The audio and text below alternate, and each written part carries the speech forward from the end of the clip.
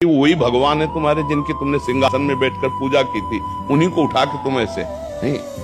अगर उत्सव मना लिया तो फिर उनको समाधिस्थ या जल में समाधिस्थ कर दो, या जल के आसपास पवित्र देश में गड्ढा करके और पुष्प आदि डाल करके समाधिस्थ कर दो, ऊपर से लेप कर दो।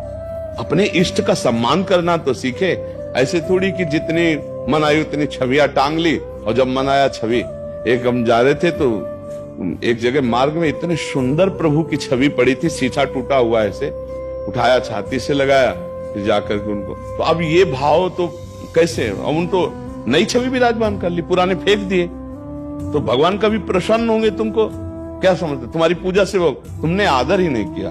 एक बार राधा बाबा गीता वाटिका में, तो यहाँ से वो घनश्याम ठाकुर गए हुए थे, बहुत बड़े महान संत भी हुए, और रास करने में ठाकुर जी बनते थे, इसलिए उनको ठाकुर जी का वो ऐसे अंगुली से लिख दिया ऐसे राधा रज में। बाबा वहां से निकले और बोले, ठाकुर तुम्हारे, अब इस पर किसी का पैर पड़ेगा तो सारे पुण्य नष्ट हो जाएंगे। बाबा बैठ के पूरी रज झाड़ झाड़ के ऐसे कर, और फिर तुलसी के घेरा में डाला, जहां बोले भूल कर भी जमीन में न रखना। देखो संत जन कितनी महिमा जानते हैं नाम की। अब वही नाम छपे हुए हैं, कितने ऐसे थैले, कितने ऐसी सामग्रियां जिनमें भगवान नाम छपे हुए हैं। अब वो सब ऐसे कैसे, यही हम देखते हैं फाड़ करके नालियों में फेंक दिए जाते हैं भगवान के नाम, भगवान के रूप। ये सब अपराध है, ऐसा नहीं करना चाहिए, क्योंकि ऐसे करने से बुद्धि भ्रष्ट हो जाती है, सुंदर भक्ति नहीं आती। भक्ति के लिए उचित है कि जो हम विराजमान करें उनकी आराधना करें। और जब कभी ऐसा हो जाए कि हम दूसरे रूप में लेना चाहते हैं उनको, तो किसी पावन नदी, पावन सरोवर के तट पर जाकर रज खोदो और उनको समाधिस्थ कर दो, ऊपर से रज डाल दो।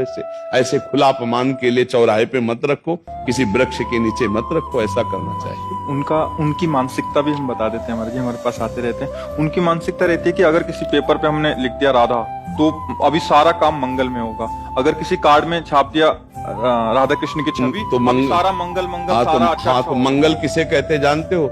जो वो नाम किसी के पैरों के नीचे पड़ेगा, उसका अपमान होगा, तो तुम्हारा मंगल नष्ट हो जाएगा। जबान पे लिखो नाम राधा, हृदय पे ध्यान करो राधा, दिमाग में रखो राधा।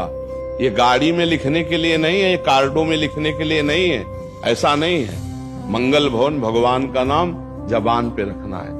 नाम जी है जप जागे जोगी, जबान पे रखना है, हृदय पे धारण करना है। प्रविश नगर की जय सब काजा, और हृदय राख कौशलपुर, यह मंगल होता है। हृदय में तुम व्यभिचार और गंदी बातें रखो, कार्ड में लिख दो नाम, तो इससे मंगल होने वाला, घोर अमंगल हो जाएगा।